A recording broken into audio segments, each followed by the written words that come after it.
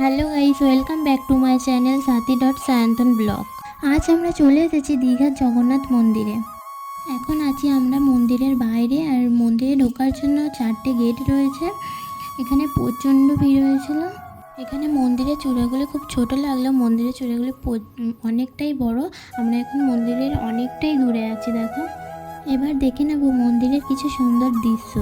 এখন আমরা চলে এসেছি মন্দিরের ভিতর। মন্দিরের উপরের কারুকার্যটি খুবই সুন্দর করেছিল। আমরা এখন জগন্নাথ দেবের গেট খোলার অপেক্ষায় আছি। এখানে প্রচণ্ড ভিড় হয়েছে, আর এখানে দেখতেই পাচ্ছ যে জগন্নাথ দেবের দর্শন করার জন্য এখানে কতটাই হুড়োহুড়ি করছে। দরজাটি কাঠের কারুকার্য খুবই সুন্দর করা হয়েছে, দেখতে পাচ্ছেন। খুবই সুন্দর একটি দৃশ্য। মন্দিরের দরজা আর কিছুক্ষণের মধ্যেই খুলে যাবে। মানুষের মধ্যে একটু তাড়াহুড়ো থাকবেই। এই মূর্তিটি ভগবান বিষ্ণুর একটি মূর্তি, দেখতেই পাচ্ছেন কি অপরূপ সুন্দর। আমরা এখন চলে এসেছি মন্দিরের বাইরে। দেখতেই পাচ্ছেন মানুষের কত ভিড়। মানুষজনে বসার জন্য কিছু চেয়ারের ব্যবস্থা করা হয়েছে, আর মন্দিরের সামনে একটি সুন্দর জলাশয়ের ব্যবস্থা রয়েছে। জলাশয়টির মধ্যে দেখতেই পাচ্ছেন কিছু পদ্ম গাছ বসানো রয়েছে। এখন ফুল ফোটেনি, কিন্তু যখন ফুল ফুটবে খুবই সুন্দর ও মনোরম দৃশ্য হবে। কিছু সময়ের জন্য মন্দির দরজা খুলেছিল, এখন বন্ধ করে দিচ্ছে। আমরা একটুখানি জগন্নাথের দর্শন পেয়েছি। এখন আমরা আছি মন্দিরের বাইরে। দেখতেই পাচ্ছেন যে মন্দিরের গেটগুলি খুবই বড় বড়। এর তলায় মানুষগুলি যে দাঁড়িয়ে আছে তাদেরকে কত ছোট মনে হচ্ছে।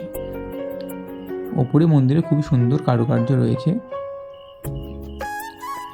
মানুষের সমাগম, বহু মানুষ ঢোকার অপেক্ষায় রয়েছেন, কিন্তু এখানে সমস্ত মানুষ ভেতরে ঢুকতে পারবে না।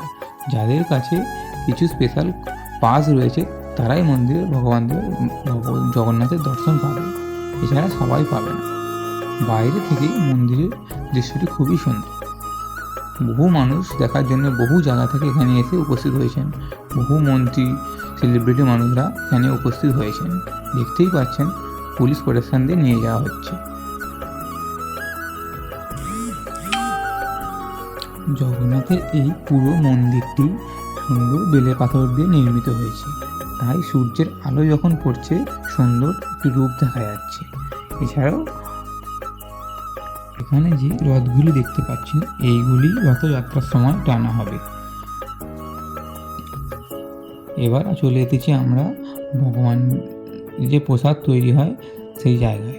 এই প্রসাদগুলি তৈরি হচ্ছে, এগুলি ভগবানকে দেওয়া হবে এবং সাধারণ মানুষও গ্রহণ করবে। এখন আমরা কিছু প্রসাদ গ্রহণের সুযোগ পেয়ে গেছি। আমরা প্রসাদের মধ্যে পাচ্ছি অন্ন ও ডাল।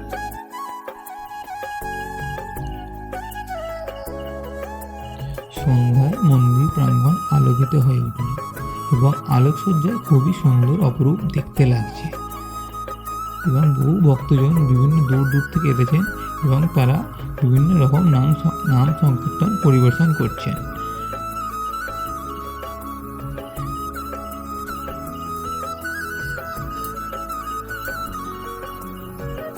এবার আমরা ধীরে ধীরে মন্দিরের বাইরের দিকে চলে এসেছি এবং এটা দেখতে পাচ্ছেন দীঘার রাতের রূপ।